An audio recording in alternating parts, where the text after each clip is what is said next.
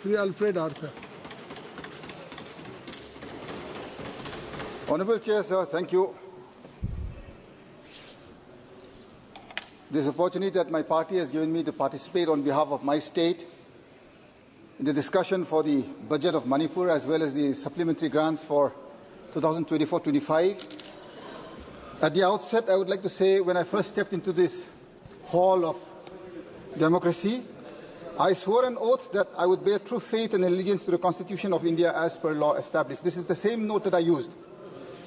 Today I would like to point out to this august House that the state of Manipur has one law that is enshrined in this Constitution. One law, one article. This is Article 371C. I will read this out. Notwithstanding anything in this Constitution, the state of Manipur provide the President may by order made with respect to the state of Manipur provide for the constitution and functions of a committee of the Legislative Assembly of the state consisting of members of that state, assembly elected from the hill areas of that state, and for the modifications to be made in the rules of business of the government and in the rules of procedure of the Legislative Assembly of the state, and for any special responsibility of the governor in order to secure the proper functioning of such committee. That is the constitutional provision, sir.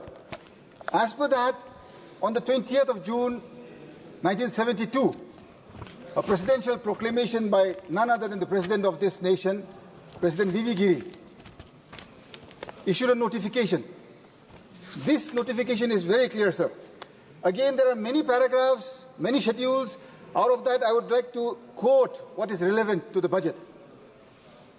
Before any 5-year plans or annual plans of the state are finalized by the government of the state, proposals in this behalf which shall show separately the plan schemes proposed to be taken up in the hill areas and the rest of the state shall be placed before the committee, and the views of the committee shall be taken into account before the plans are finalized.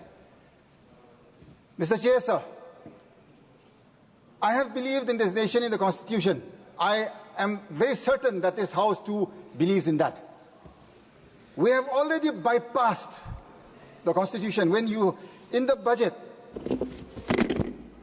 this is the budget, it is in the members' portal. I've had it printed out. For the first time, I am seeing 8 different forms of, presentations.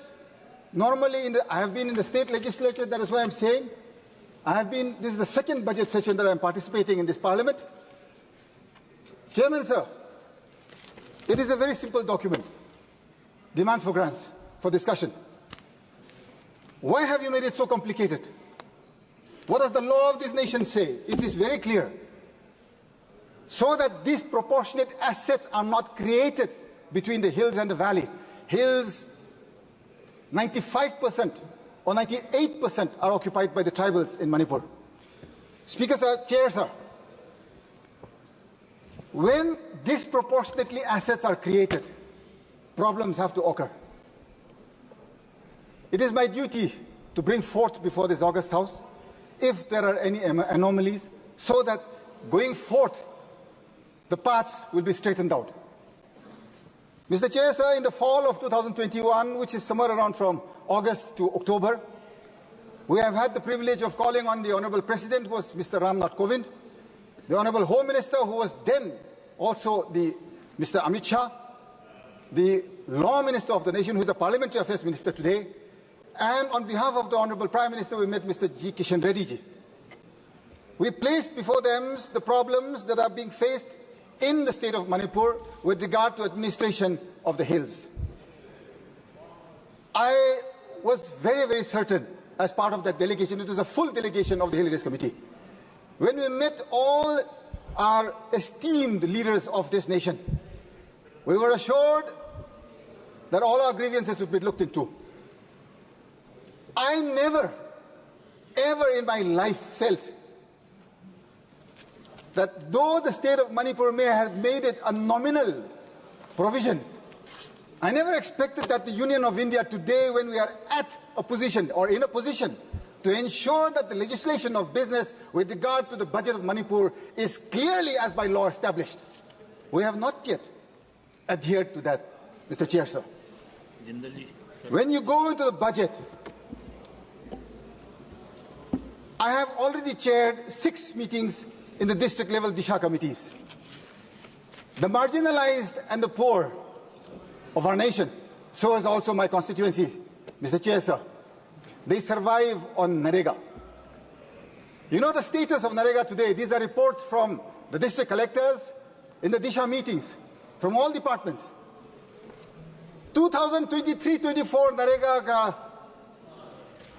material component 50% has not been released. 24-25 nothing has been released, and the man-days that are being given there are 25 man-days in a year. The budget, there is no increase this time from the union again. We are passing this budget, there is no increase. It's a demand-driven scheme. Sir, I agree. I know of this scheme, sir. So state they are being given a target because state matching share if the state does not give. When you are not releasing material component for 2023-24, how do you expect those poverty-stricken, marginalized people to create more? How are they going to work more? If this is a committed liability scheme, you are committed to pay. But when the union government does not even clear 23-24, clear-cut ratio 60-40 labor component. But that is why I am saying I know the facts, I know the figures, and I am very clear in this, Mr. Chair, sir. You have not released. There is an injustice to the state, and you are not even increasing that you will clear off the dues. 2 years cut dues is not yet clear. When you talk of your National Social Assistance Program, what is the status today? Last payment was made in the month of March 2023. March. National Old Age Scheme, Pension Scheme, you talk of the widow pension scheme. All those schemes are way back in 2023, last released. 2 years. What are those schemes for then? When the most marginalized are left out to hang dry. I have not seen the budget reflected that they will pay off. I have not seen. Nothing is given here. You talk of all of the centrally sponsored schemes. You go scheme by scheme, program by program, and you'll understand that it is the same replica of what has been happening always. Mr. Chair, sir, the nation needs to grow.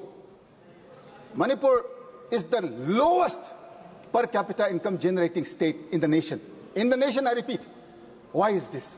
Why is this that the Niti Aayog, or be it the Planning Commission at one point in time, or the state government, today the central government, why is it that you have not made sure that course corrections have been made so that we also increase our GSDP? You are not focusing in the core areas. Agriculture budget, there is no increase. Horticulture, there is no increase. The hills are redundant today. There is no income. 90% of the state of Manipur is hills. Lush green hills. We are an agrarian society which survives, and we have been adapting to change because our forefathers have taught us what it is to survive through agriculture. There is no scope for growth. Where do we sustain? Depending on Narega? When Narega, that also you don't even release. Central government not releasing, state government not formulating the actual plans that will be required for inclusive growth. You go into the figures, it's a dismal figure, sir. I today want to challenge the Honorable Finance Minister. So also the Transport Minister. I would like him to come and see, forget about Mumbai-Delhi highway, where you can spend 50,000 crores. I have no problem. It is my nation. We have to grow. Come to my constituency, which is about 20,000 square kilometers. I will show him the sort of roads that his ministry is making. And you will say that these are the roads that you're providing, citizens of this nation? Are you actually serious? That budgets are being provided? This time when I had spoken to NHADCL officials in the Disha committee meeting, what did they say? They said that work orders are issued before land is acquired. But before land acquisition process is completed, you start issuing work orders. Are we a society that is built for contractual basis, or is it for a delivery, a chain of delivery for the common man? Today there is no delivery. There is nothing. Look, talk of your JJM scheme. I'm sure the Honourable Finance Minister will come back later and say, JJM ye kiya hai, PMGSY ye kiya hai, PMJVK ye kiya hai. You're going to say many things that you have done, and I will refute each one. I know I will not get a chance to rebut the Honourable Finance Minister, but I am preempting her reply. And I will say very clearly today that every single thing that she says today is only on paper, and I challenge this House, the sanctity of this House, without damaging its integrity. I speak very clearly out of a clean conscience that building this nation includes the building of Manipur.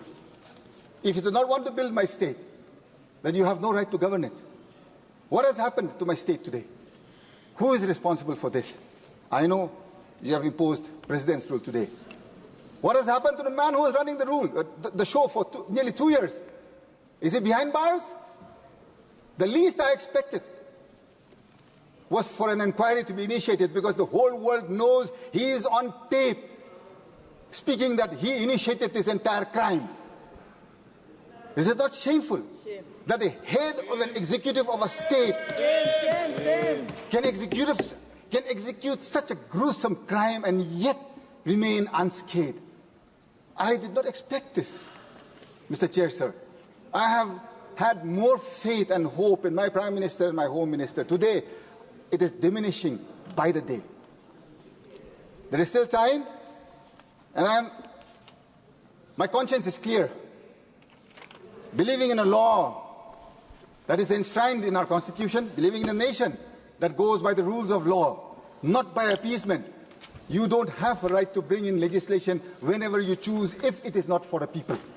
Today, this budget that I speak of is anti-people in Manipur. Why? Because you talk of the 60,000 that have been displaced today.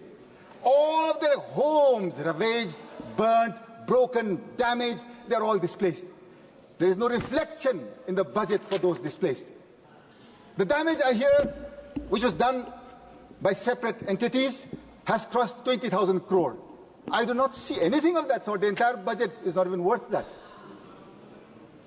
Mr. Chairman, sir, maybe my state is a small state, but we are not a small people. We are also equal in every way to this nation. I would implore upon the conscience of this House again, my rising to speak again and again, if it is not making sense to this august House. Give me the privilege and opinion and the opportunity to relinquish my seat and not come back here again. Coming here and speaking again and again and not being heard and not being executed at ground level. Do you know how painful that is to go back home to an empty home, to people in the streets who don't have any place to go to? And today you bring in a budget that does not address a single part of those affected today. Shame. Shame, shame. Shame, shame. I wonder, my blame was solely on one person in the state. I had concentrated everything there. I had hoped for more from the leadership of my nation. I still hope on more from the leadership of my nation. Mr. Chair, sir, before I close, this Constitution is sacred to each member here in this august House. I need not remind anybody. I have quoted the rule of law. It is a point of order. That cannot be bypassed. The budget has to clearly say, this is a notification of the Ministry of Home Affairs. Today the state is being run by the Ministry of Home Affairs. I am closing, Mr. Chair, sir. The Hill-Valley section separation is mandatory. There is no separation of that. How would we know which is going to hills, which is going to valley? Nobody would know anything. And for that reason, I would request the Honourable Finance Minister to put this off, bring in the actual budget and the demands for grants so that we can go into the discussion of what is going into the hills and into the valley and a little bit of the pain and hardships that the state is going through. I wish and I hope and I pray that this House together we can solve. Thank you, Mr. Chair, sir. Thank you for giving me time. Thank you very much.